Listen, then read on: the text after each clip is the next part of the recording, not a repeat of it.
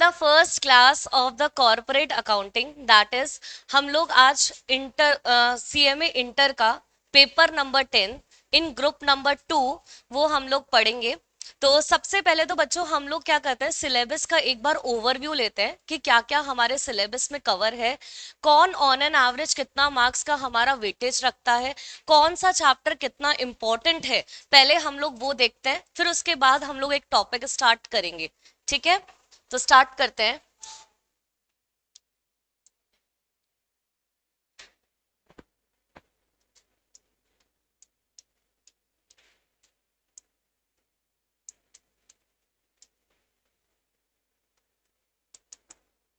Corporate accounting जो कि हमारा ग्रुप नंबर 2 में है।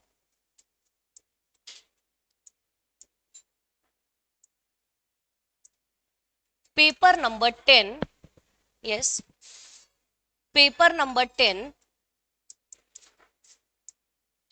बच्चों इस पेपर को दो पार्ट्स में डिवाइड किया गया है, एक है हमारा कॉर्पोरेट अकाउंटिंग और दूसरा हमारा पार्ट कौन सा है, ऑडिटिंग। कॉर्पोरेट अकाउंटिंग जो हमारा मार्क्स कवर करता है पेपर नंबर 10 में, जो कॉर्पोरेट अकाउंटिंग है वो हमारा कितना मार्क्स का वेटेज रखता है हमारे एग्जाम में, 50 मार्क्स का वेटेज रखता है।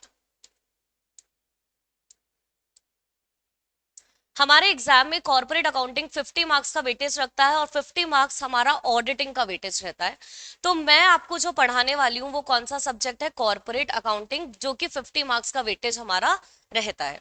अब इसमें जो सिलेबस है हम लोग, मैंने इसमें कॉर्पोरेट अकाउंटिंग का जो सिलेबस है उसको 4 पार्ट्स में डिवाइड किया है।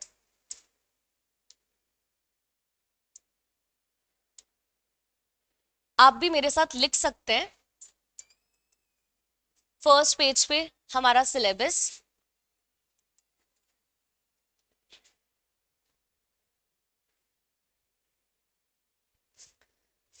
कॉर्पोरेट अकाउंटिंग का जो सिलेबस है मैंने उसको 4 पार्ट्स में डिवाइड किया है। 4 पार्ट्स में सबसे पहले हमने issue of shares and debentures, part number A is issue of shares and debentures. उसके बाद financial statement of companies. Third part is financial statement of other entities, and fourth part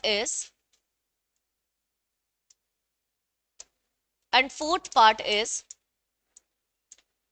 Indian accounting standard।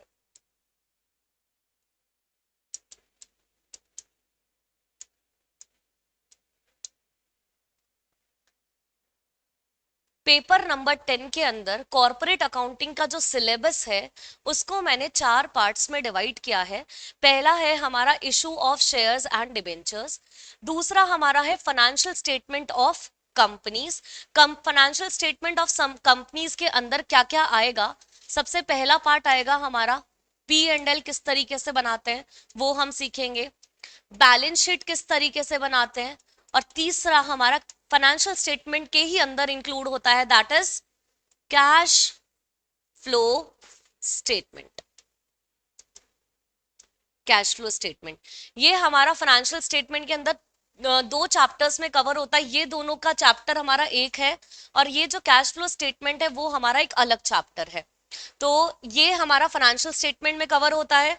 उसके बाद financial statement of other entities, other entities में जो हम cover करने वाले हैं, एक है हमारा banking company accounts,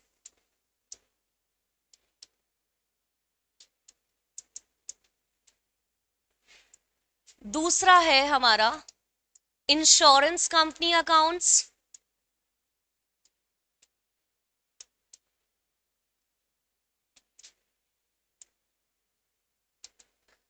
and third one is electricity company accounts.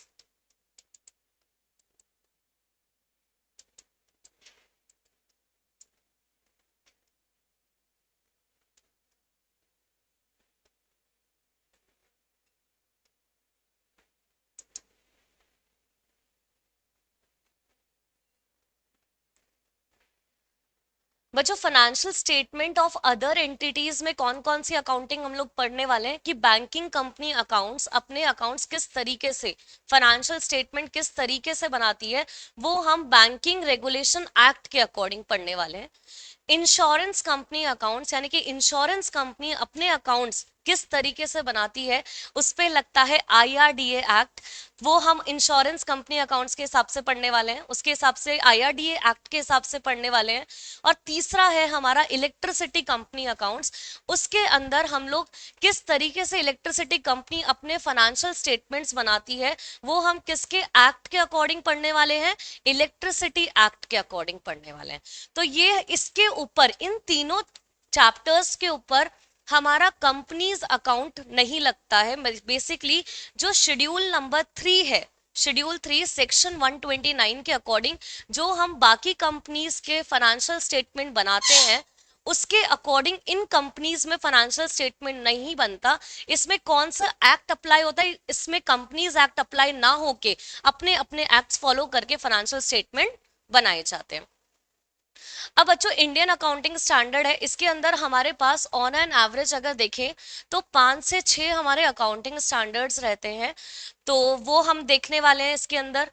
अब ये एक issue of shares and redemption of debentures, इसके अंदर हम लोग एक सिंगल टॉपिक नहीं पढ़ेंगे, अलग अलग टॉपिक्स पढ़ने वाले हैं, जैसे issue and forfeiture of shares, कि आप किस तरीके से इशू करते हैं शेयर्स को और फोरफीट करते हैं। इसमें बहुत सारे छोटे छोटे टॉपिक्स दे रखे हैं। Second is issue and redemption of debentures.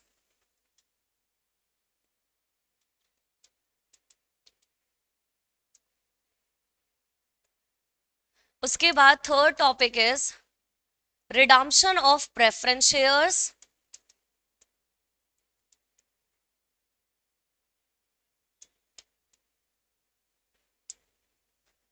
Fourth one is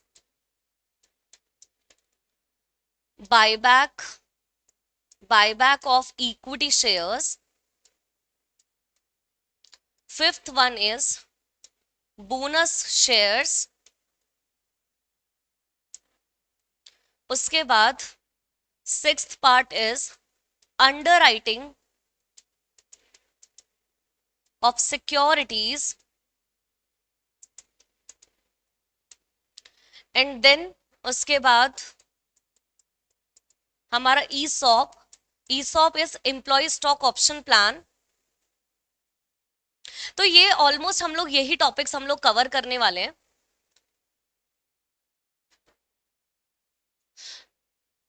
आप लोगों ने सबने सिलेबस लिखा क्या? लिखा आप लोगों ने? अरे बच्चों हाँ ना का जवाब तो दो। हाँ, तो अगर जिसने नहीं लिखा है तो 1 मिनट का टाइम है, फटाफट से लिख लो इस सिलेबस को। हमारे सिलेबस में कॉर्पोरेट अकाउंटिंग में क्या क्या टॉपिक्स कवर होते हैं,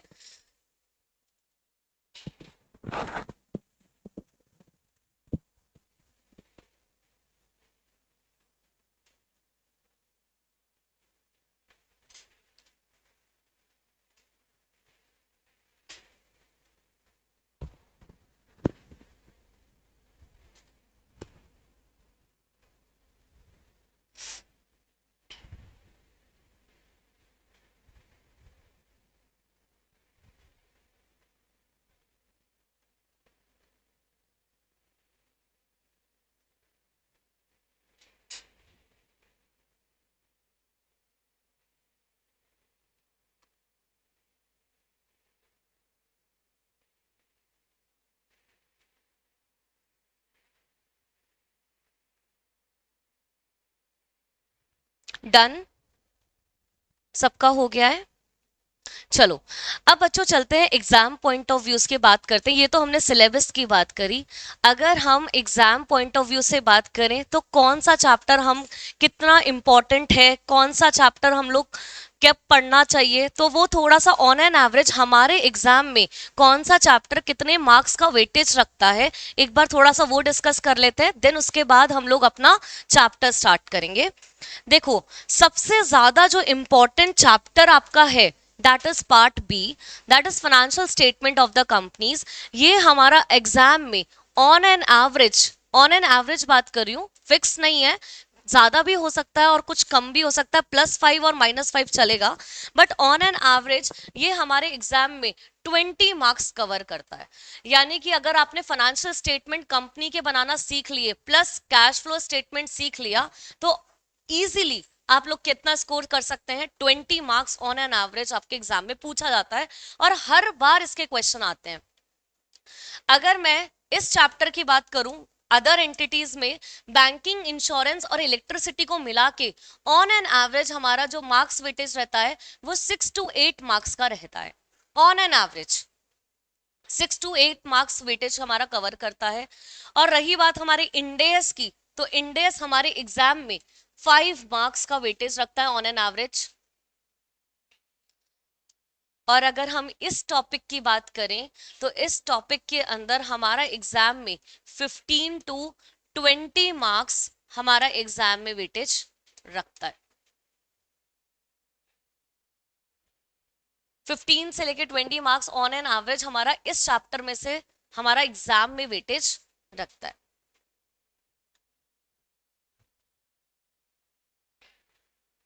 बच्चों पेपर पैटर्न सबको पता है, हमारे एग्जाम में पेपर पैटर्न क्या रहता है, हमारे 30 मार्क्स के एमसीक्यू पूछे जाते हैं, बाकी के जो क्वेश्चंस आते हैं वो हमारे सब्जेक्टिव क्वेश्चंस होते हैं।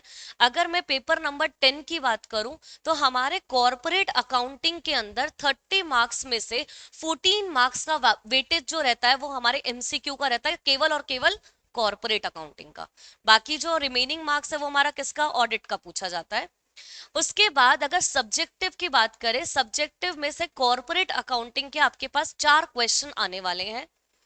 4 क्वेश्चंस आपके सब्जेक्टिव रहेंगे, उसमें से आपको कोई भी 3 क्वेश्चंस अटेम्प्ट करने होते हैं, एक ऑप्शन में दिया जाता है। जो भी आप कंफर्टेबल हो, कोई भी क्वेश्चंस 3 ऑप्ट करके आप लोग क्या कर सकते हो, उसे एग्जाम में कर सकते हैं। ठीक है, अब हम चलते हैं, ये तो हमारा पेपर पैटर्न की बात हो गई, सिलेबस की बात हो गई, कितना कौन सा ऑन एन एवरेज हमारा एग्जाम में मार्क्स वेटेज रखता है, ये भी बात हो गई है। अब हम चलते हैं हमारी फर्स्ट टॉपिक पे, दैट इज हम लोग पहला ही चैप्टर स्टार्ट करेंगे, ये वाला पार्ट नंबर ए का, इशू ऑफ शेयर्स। यानी कि हम लोग जो चैप्टर स्टार्ट कर रहे हैं, इस ए पार्ट के अंदर पहला चैप्टर स्टार्ट कर रहे हैं, issue and forfeiture of shares. तो सब नए पेज पे हेडिंग डालेंगे मेरे साथ, issue and forfeiture of shares.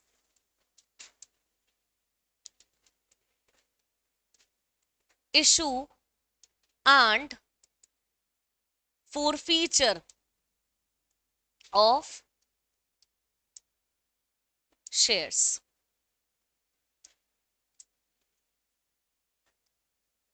ये हमारा फर्स्ट टॉपिक है। और बच्चों ये टॉपिक आपने 12th क्लास में भी पढ़ा होगा, शेयर्स का इशू किस तरीके से किया जाता है, फोरफीट किस तरीके से कंपनी करती है, इसकी अकाउंटिंग आप लोगों ने की होगी।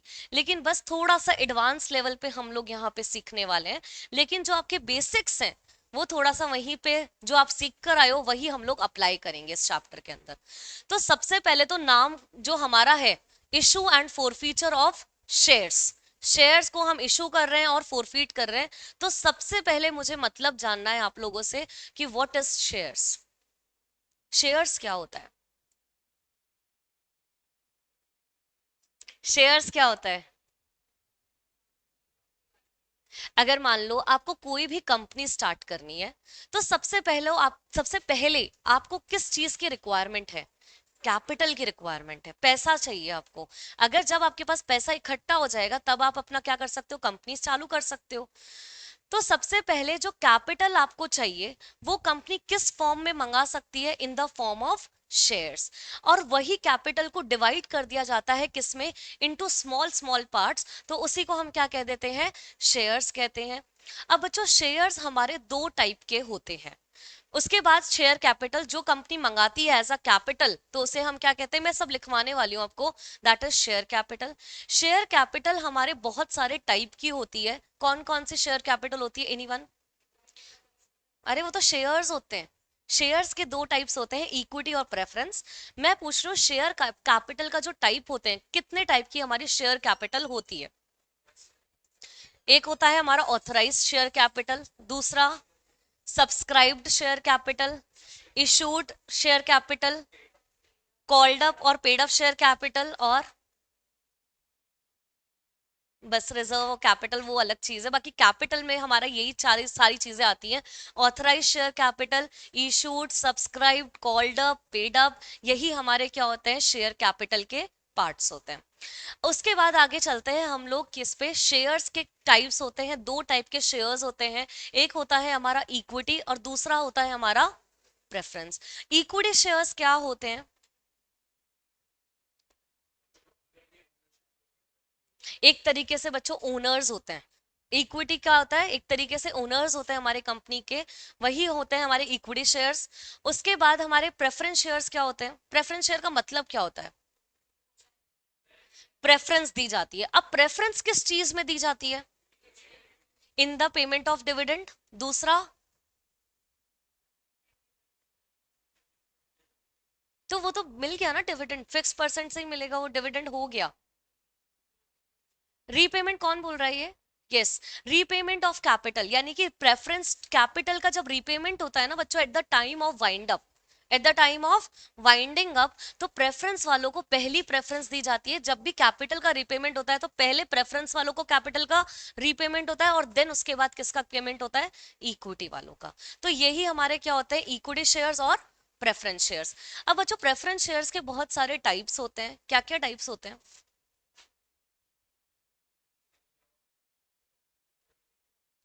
Secured, unsecured.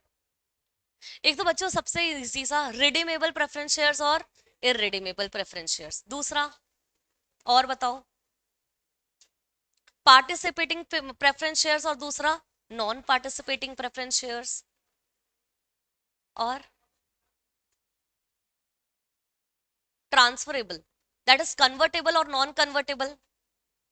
और क्यूमुलेटिव और नॉन क्यूमुलेटिव। तो यही हमारे सारे क्या होते हैं, प्रेफरेंस शेयर्स के टाइप्स होते हैं। अभी तक बच्चों जितना भी मैंने डिस्कशन किया, अभी हम थोड़ा थोड़ा एक बार लिखना स्टार्ट करते हैं। सबसे पहले हम शेयर का मतलब देखेंगे, शेयर कैपिटल क्या होता है उसका मतलब देखेंगे, फिर टाइप्स, ऐसे करते हैं हम लोग, नोट्स प्रिपेयर करते हैं अपने। तो लिखना स्टार्ट करेंगे मेरे साथ, व्हाट इज शेयर्स।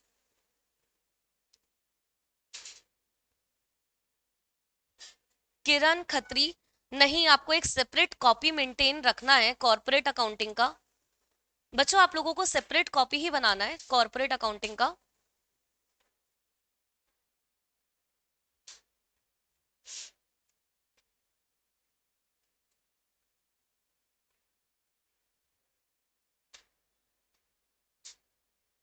चलो मेरे साथ स्टार्ट करेंगे लिखना। सबसे पहले हम लोग लिखेंगे meaning of shares.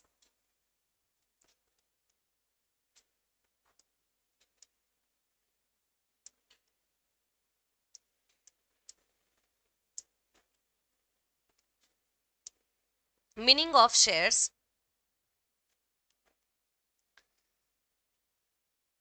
According to according to section,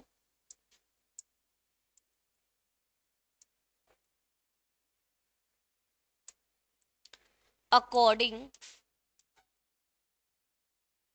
to section 2 subsection 84 of the Companies Act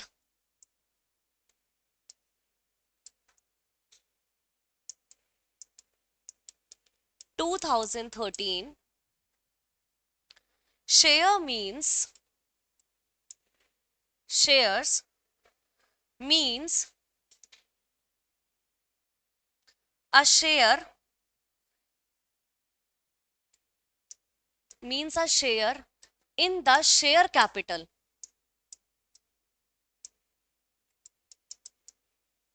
in the share capital of company। ये एक शेयर होता है, किसमें शेयर होता है? शेयर कैपिटल का ही पार्ट होता है शेयर्स में। शेयर कैपिटल ही डिवाइड होता है किसमें? शेयर्स में। उसके बाद हम लोग लिखेंगे next, meaning of share capital,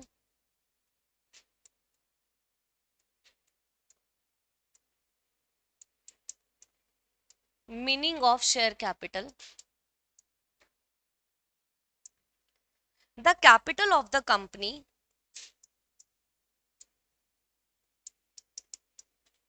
the capital of the company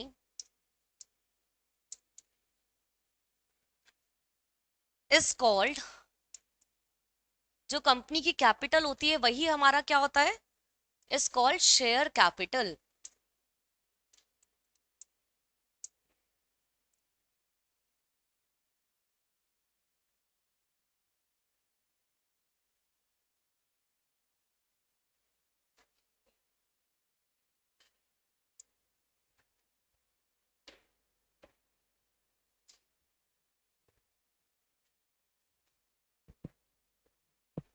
लिखा बच्चों सबने? डन, आगे चलते हैं हम लोग। उसके बाद हम लोग लिखेंगे types of share capital. Third point is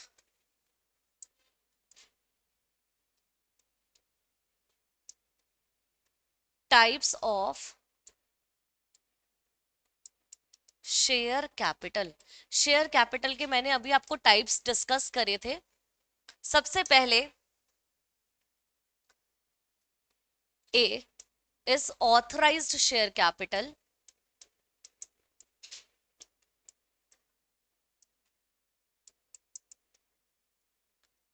authorised share capital क्या होता है हमारा? This capital is also called, this capital is also called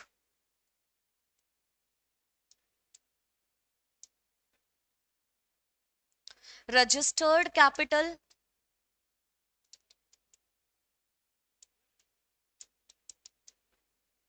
or nominal capital.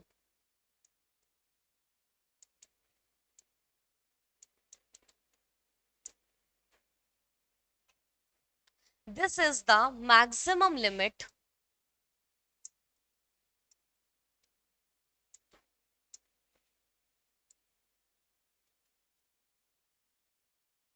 this is the maximum limit which a company which a company which a company can raise by issue of share capital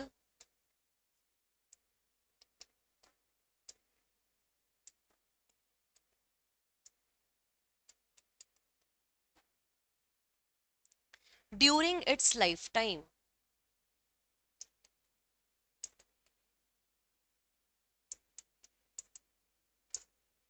That is the authorized share capital.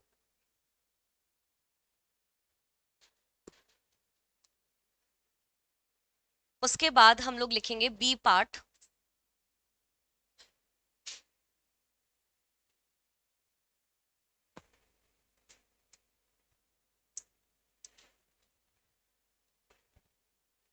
उसके बाद हम लोग लिखेंगे issued share capital.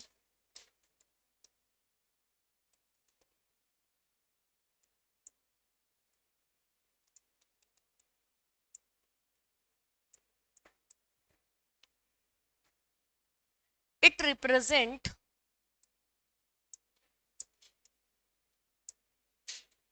it represents the portion of authorized capital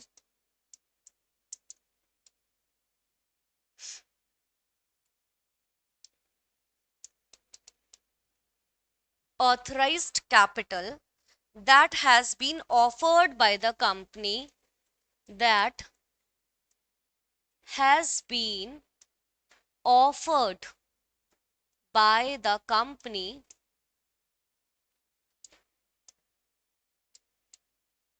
for subscription.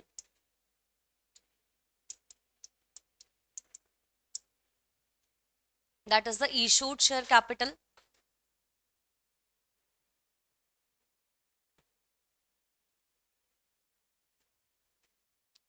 उसके बाद next आगे चलेंगे। उसके बाद थर्ड लिखेंगे हम subscribed share capital.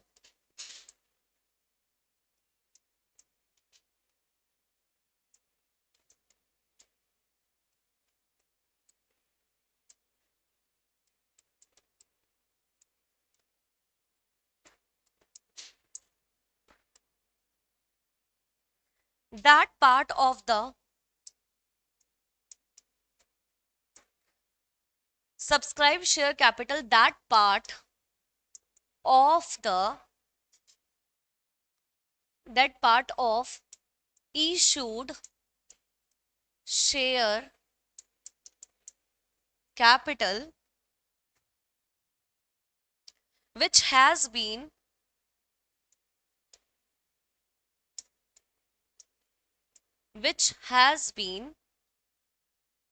subscribed by the public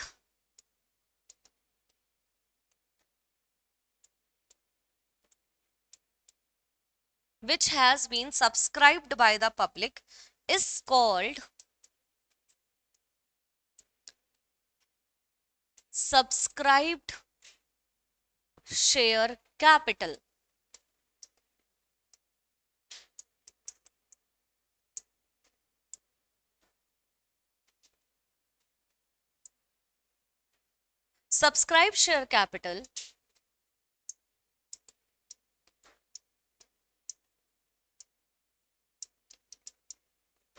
Subscribed share capital may be more, less or equal to the issued share capital.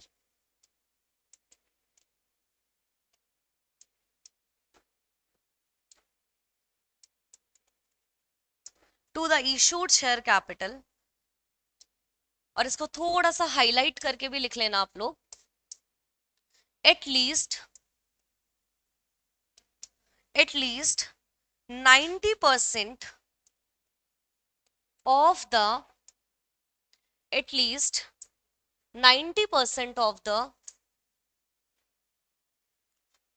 issued share capital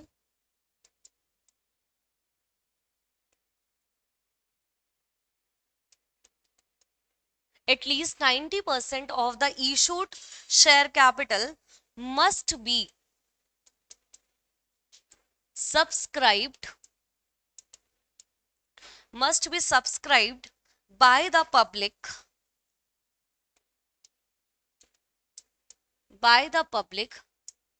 before the allotment of shares.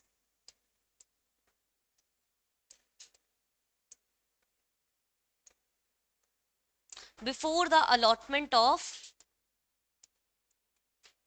shares, that is subscribed share capital.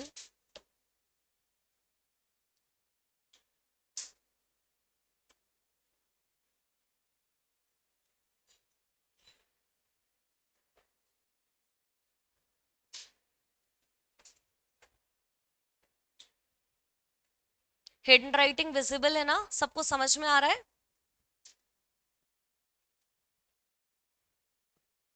बच्चों ये समझ में आया subscribe share capital क्या लिखा है मैंने? क्या है इसका मतलब? सब्सक्राइब शेयर कैपिटल का मतलब है जो इशू किया ना, कितना हमें पब्लिक से सब्सक्रिप्शन मिला, that is called the subscribe share capital. Subscribe share capital हमारा ज्यादा भी हो सकता है, ज्यादा मतलब 90% से ज्यादा, मतलब इक्वल भी हो सकता है, मोर मतलब इक्वल भी हो सकता है, लेस भी हो सकता है, और मोर भी हो सकता है to the issued share capital के। बच्चों मोर वाला समझ में आ रहा है क्यों मोर हो सकता है?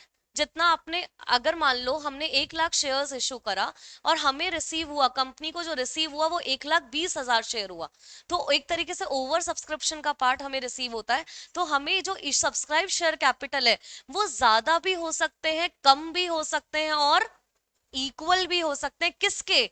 इशूड शेयर कैपिटल के at least 90% of the issued share capital must be subscribed by the public before the allotment of shares. यानी कि जो मिनिमम सब्सक्रिप्शन का जो क्राइटेरिया है वो क्या है, एटलीस्ट 90% तो आपका होना चाहिए। अगर 90% शेयर्स मीट नहीं करते तो इसका मतलब क्या, जो आपने शेयर्स इशू करे ना वो क्या हो जाएगा, आपका एक तरीके से कैंसिल हो जाएगा। जितने भी पब्लिक ने शेयर सब्सक्राइब करें उसको वापस से क्या करना पड़ेगा, रिफंड करना पड़ेगा। तो एटलीस्ट आपको कितना शेयर रिसीव होना चाहिए, 90%, that is the minimum subscription. ठीक है, आगे चलेंगे। अब हम सी पार्ट, सी हो गया है ना हमारा। D,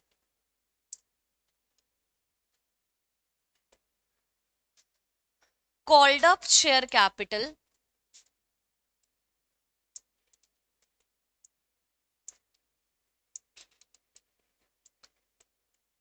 called up share capital, called up capital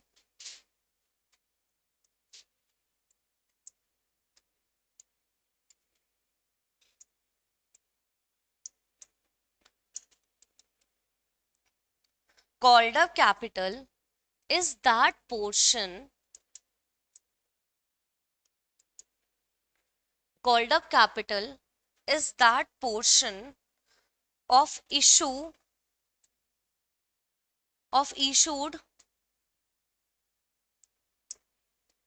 of issue price of share which a company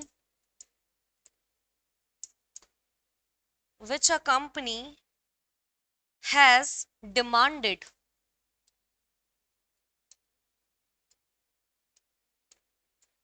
जितना कंपनी ने कॉल किया है, which the company has demanded and called from the shareholders।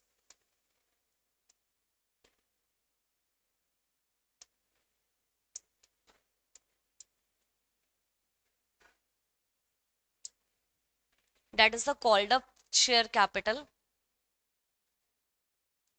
मान लो हमारा क्या है, इशू प्राइस जो है वो 10 रुपए का है, उसमें से कंपनी ने केवल और केवल कितना मंगाया, 8 रुपए मंगाया। तो 8 रुपए मेरा क्या होगा, कॉल्ड अप शेयर कैपिटल, जितना कंपनी ने कॉल कर दिया किससे, शेयर होल्डर से। That is called the called up share capital. उसके बाद हम लोग चलेंगे next, E, paid up share capital,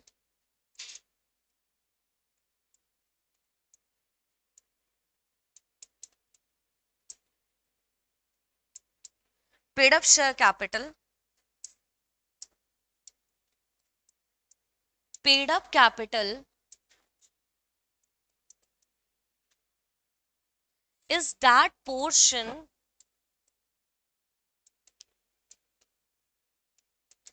paid up capital is that portion of the called up capital which is paid by the shareholders।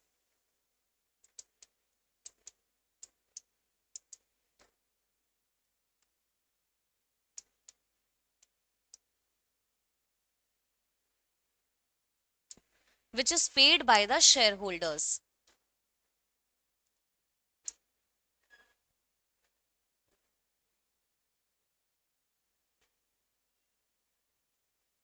Done, लिख लिया सबने।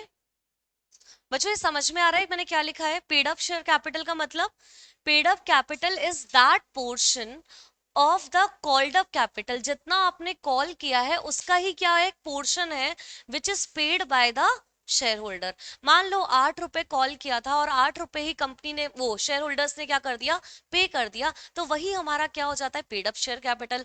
अब जैसे 8 रुपए कॉल किया था लेकिन शेयर होल्डर्स ने 7 रुपए ही किया, तो पेड अप शेयर कैपिटल आपके लिए कितनी होगी, केवल और केवल 7 रुपए से, जितना आपको शेयर होल्डर से रिसीव हुआ अमाउंट। उसके बाद एफ, लास्ट में हम लोग लिख लेते हैं रिजर्व शेयर कैपिटल क्या होता है। ये हमारा एक तरीके से टाइप तो नहीं होता है, लेकिन हाँ हम लोग एक बार समझने के लिए लिख लेते हैं, रिजर्व शेयर कैपिटल, या फिर इसको एक पॉइंट ना डाल के हम लोग एक वैसा ही एक हाईलाइट बना के डाल देते हैं। रिजर्व शेयर कैपिटल क्या होता है, देखो, रिजर्व शेयर कैपिटल क्या होता है, that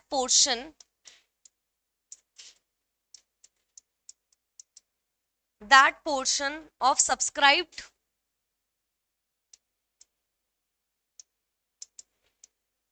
that portion of the subscribed uncalled capital, that portion of the subscribed uncalled capital which the company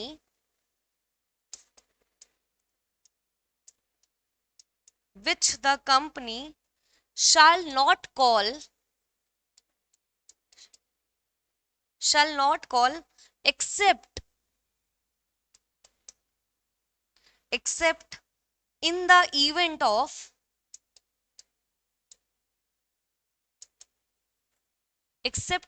event of winding up of company।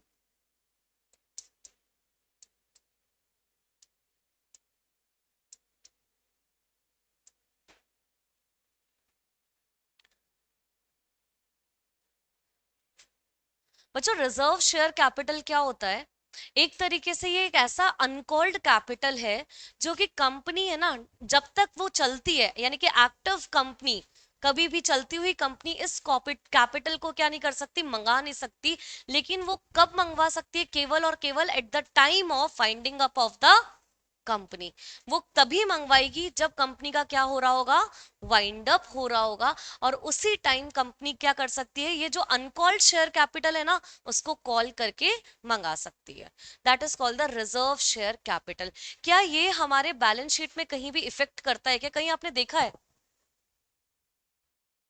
नहीं, ये कभी भी हमारे बैलेंस शीट में दिखता ही नहीं है।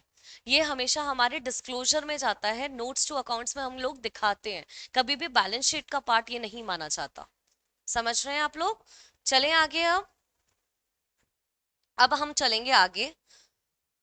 अब लिखेंगे टाइप्स ऑफ शेयर्स।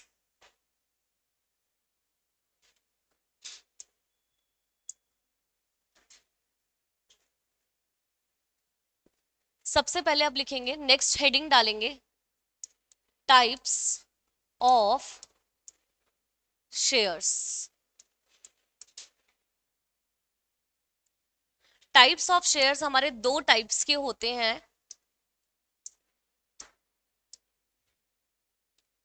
एक है हमारा इक्विटी शेयर्स और दूसरा है हमारा preference shares.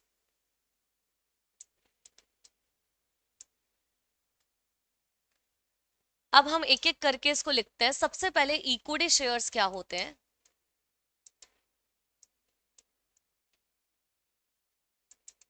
Equity shares, they don't have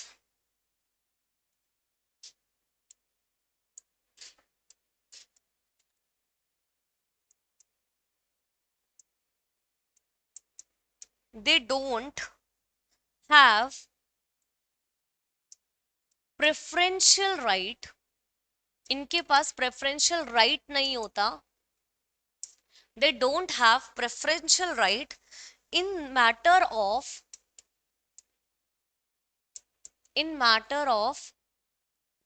dividend और रीपेमेंट ऑफ कैपिटल।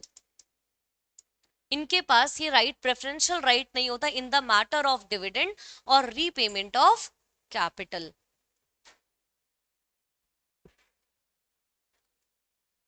अब सेकंड लिखते हैं, preference shares,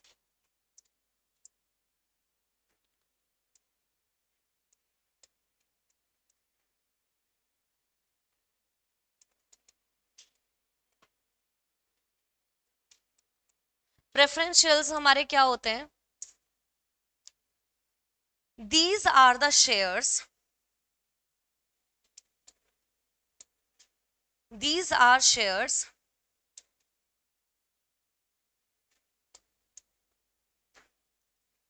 in case of which the shareholder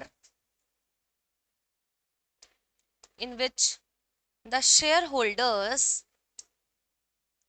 enjoy shareholders enjoy certain preferential right,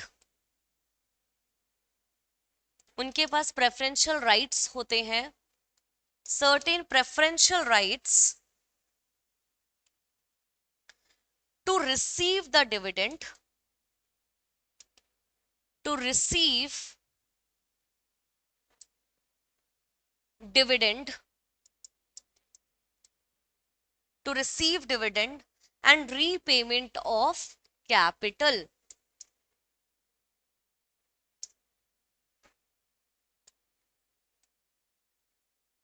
Repayment of capital in the event of liquidation of the company. In the event of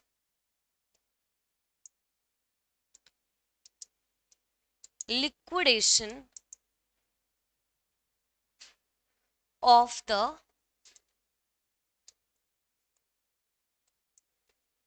company, ये हमारा preferential,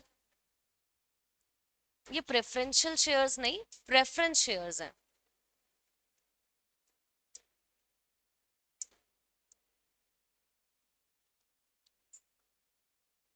preference shares. Definition समझ में आ रही है? ये हम लोगों ने डिस्कस कर चुके हैं ऑलरेडी। ये ऐसे शेयर्स होते हैं जिसके पास प्रेफरेंशियल राइट्स होता है to receive the dividend and repayment of capital in the event of liquidation of the company. ठीक है क्या? आगे चले अब। Type of preference shares. बच्चों टाइप्स के अंदर हम लोग हर किसी का डेफिनेशन नहीं लिखेंगे, केवल मैं आपको नाम लिखवा देती हूँ, हमारी बुक में दे रखा है, बस एक बार थॉरोली रीड करना है आपको समझने के लिए। इसके बाद लिखते हैं हम type of preference shares.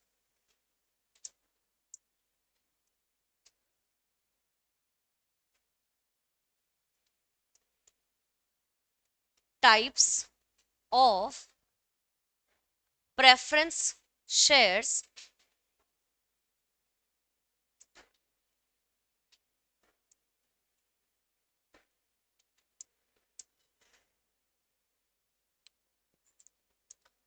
Types of preference share में लिखेंगे there are following types.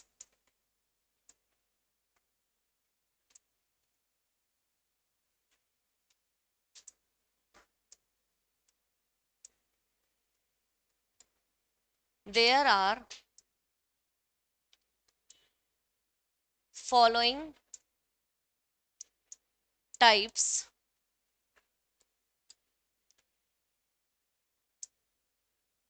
A cumulative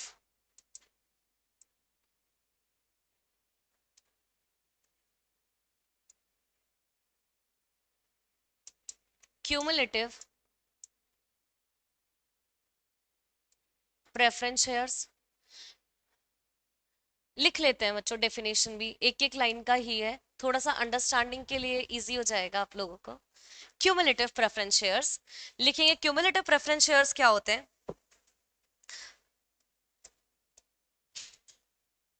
a cumulative preference share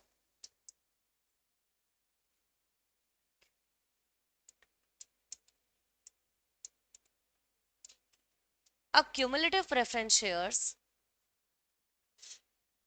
is one that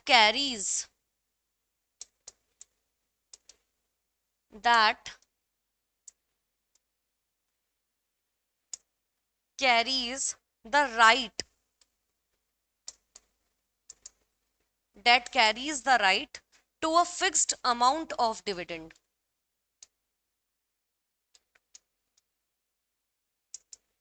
fixed amount of dividend every year.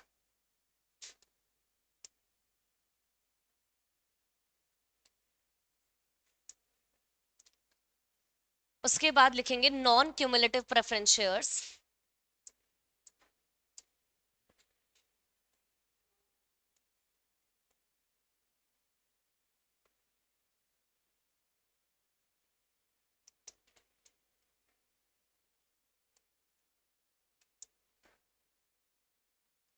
Non cumulative preference shares क्या होता है, कोई बता सकता है क्या? अच्छा, क्यूमुलेटिव देख के बता सकते हो नॉन क्यूमुलेटिव? ऑब्वियस सी बात है, हाँ। इसमें कैरी करता है right of a fixed amount, उसमें कैरी नहीं करता, that is called the non cumulative. These are those shares,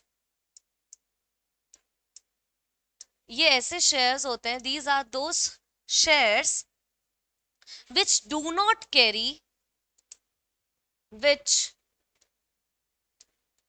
do not carry right to get dividend, right to get dividend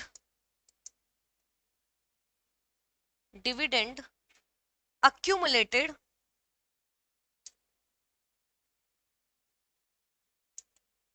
if profit of the current year are insufficient।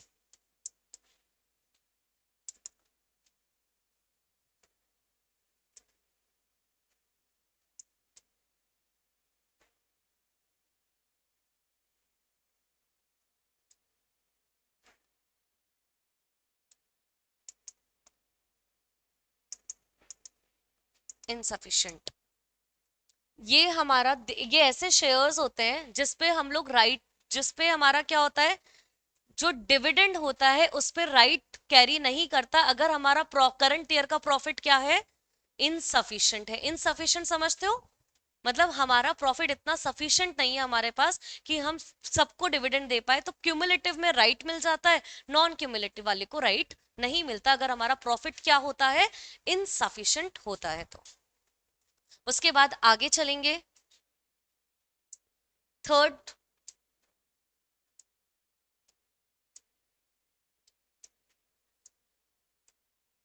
Third है हमारा redeemable preference shares.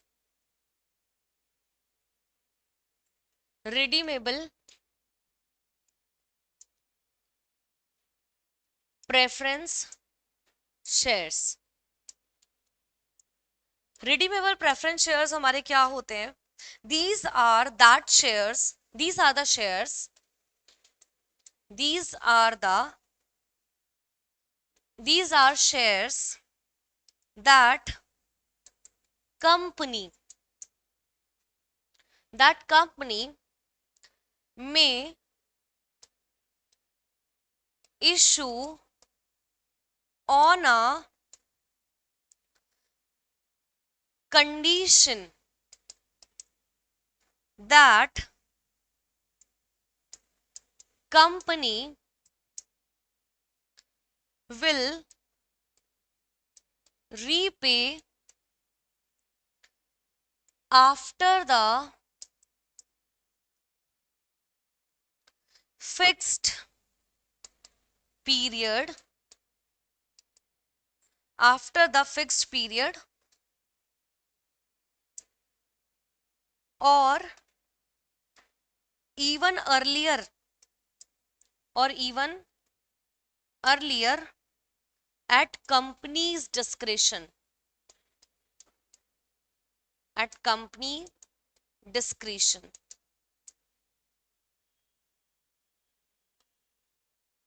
बच्चों redeemable preference share का मतलब मैंने क्या लिखा तुम्हें समझ में आया? ये क्या होता है, ये एक ऐसे प्रेफरेंस शेयर्स होते हैं, discretion, DISCRETION, discretion, redeemable preference shares क्या होते हैं? जब भी कंपनी क्या करती है, अपने प्रेफरेंस शेयर्स को इशू करती है, तो एक फिक्स्ड टाइम पीरियड के बाद उसका क्या करना पड़ता है? रिडीम करना पड़ता है, रीपे करना पड़ता है। उसी को हम क्या कहते हैं? Redeemable preference shares. और बच्चों, हमारे अभी हम लोग जब आगे वाले चैप्टर्स पढ़ेंगे, तब हम एक चैप्टर पढ़ेंगे रिडम्पशन ऑफ प्रेफरेंस शेयर। उसमें रिडीमेबल और इररिडीमेबल का तब भी मैं बताऊंगी। और अभी भी आपको समझ में आ रहा है क्या होता है रिडीमेबल प्रेफरेंस शेयर्स? एक फिक्स टाइम पीरियड के बाद कंपनी क्या करती है? उसे रीपे कर देती है, जो पैसा उनसे at the time of issue लिया जाता है। ठीक है क्या? चलो, कोई बता सकता है कि मैक्सिमम टाइम पीरियड क्या है रिडम्पशन का, मतलब रीपे करने का? कौन बोला 10 इयर्स? 10 इयर्स नहीं है, 20 इयर्स। कितना इयर्स? 20 इयर्स है, as per section 55 of the companies act. और इंफ्रास्ट्रक्चर कंपनी के केस में हमारा कितने इयर्स है? 30 इयर्स है। ठीक है, ये मैं आपको जब हम रिडम्पशन पढ़ेंगे तब भी लिखवाऊंगी आपको। अब हम चलेंगे next, irredeemable preference shares. Irredeemable preference shares क्या होते हैं?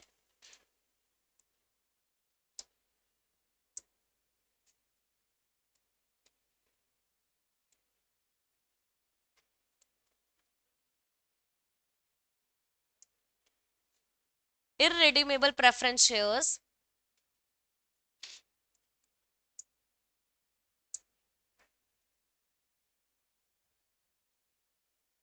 इररिडीमेबल भी बोल सकते हैं बच्चों, और इसको नॉन रिडीमेबल भी बोल सकते हैं। ठीक है ना? तो आप दोनों वर्ड्स लिख सकते हो, रिडीमेबल एंड इररिडीमेबल, या non redeemable.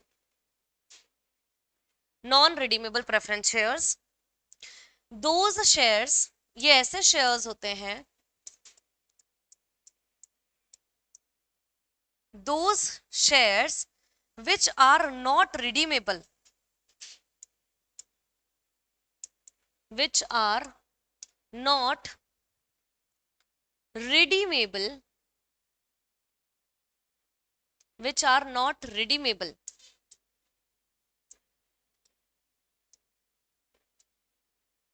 during the active business of company. They are redeemable only at the time of winding up.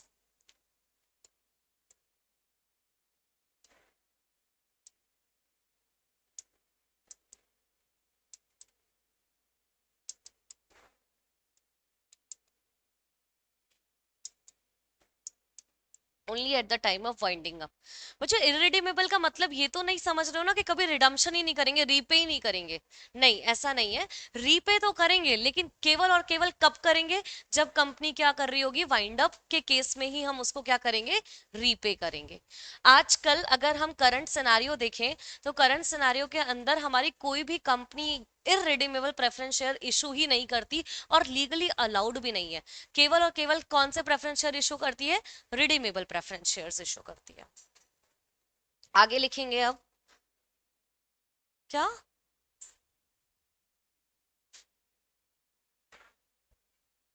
नहीं लिखा आप लोगों ने? रह गया? ठीक है, लिख लो। क्या बोल रहे हैं मुझे समझ नहीं आ रहा एक्चुअली।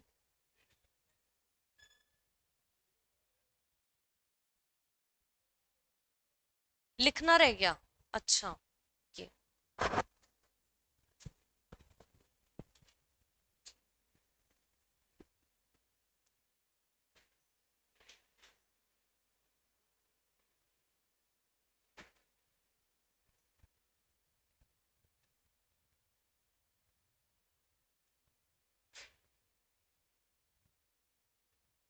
डन। आपका ही वेट कर रहे हैं हम लोग, हो गया?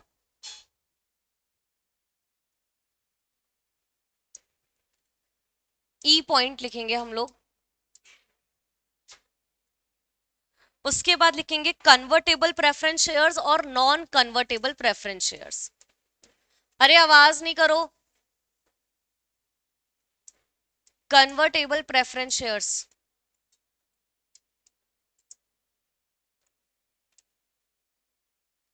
these shares these shareholders these shareholders have right these shareholders have right to convert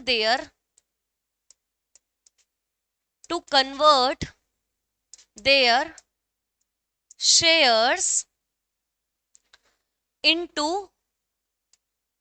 equity shares. That is called the convertible preference shares, जो कन्वर्ट होने का राइट रखते हैं. उसके बाद F पॉइंट लास्ट हम लोग लिखने वाले हैं इसका, that is non convertible preference shares.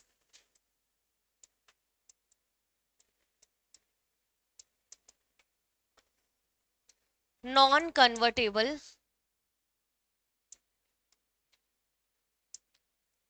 preference shares. These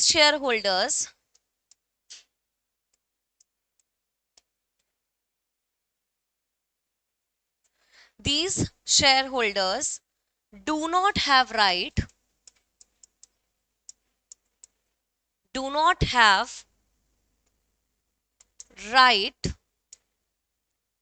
to convert their shares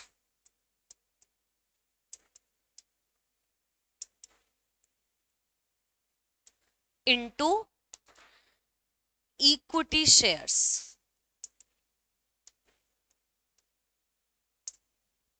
जितने भी टाइप्स आपके लिए रेलेवेंस थे वो मैंने आपको लिखवा दिए. ये समझ में आ रहा है नॉन कन्वर्टेबल प्रेफरेंस शेयर्स क्या होते हैं? जो कन्वर्ट होने का राइट नहीं रखते, किसी में भी कन्वर्ट नहीं हो सकते. That is called the non convertible preference shares. अब बच्चों कल हम लोग, आज थोड़ा थ्योरेटिकल क्लास थी हमारी, कल हम लोग प्रैक्टिकल पोर्शन स्टार्ट करेंगे इशू ऑफ शेयर्स का. तो कल से हमारा प्रैक्टिकल पोर्शन स्टार्ट हो जाएगा. क्या जितना भी हम लोगों ने आज वाली क्लास में किया वो सबको क्लियर है? क्या है कि एक बार घर जाके आप लोग क्या करेंगे, इसको रिवाइज करेंगे और फिर कल हम लोग मिलते हैं नेक्स्ट क्लास में प्रैक्टिकल क्वेश्चंस के साथ. ठीक है, आज का सेशन हम लोग यहीं खत्म करेंगे.